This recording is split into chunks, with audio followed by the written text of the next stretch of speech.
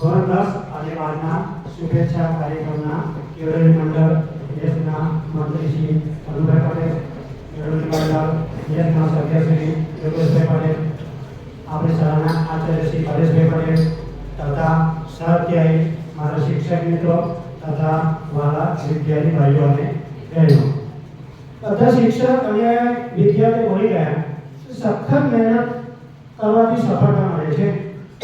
ખોટી વાત છે, એમાંથી કરવા છે.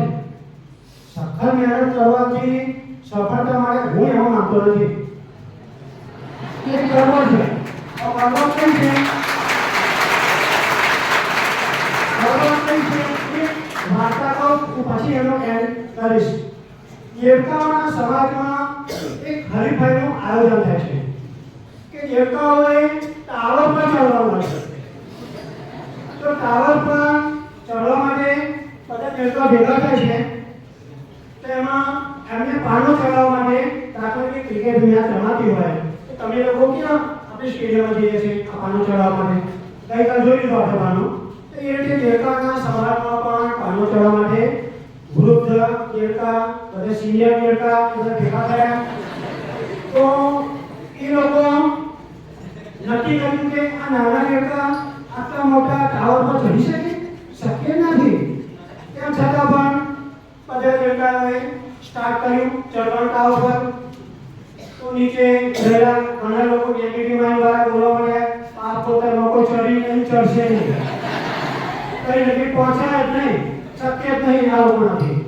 તો જે રીતે આ તે જાય છે ધીરે ધીરે અને નેગેટિવ બધા બોલે છે આ નીચેવાળા, તો ટપો તો ઘણા દેવતા નીચે પડી જાય છે. ધીરે ધીરે અમુક દેવતા ઉપર જાય છે.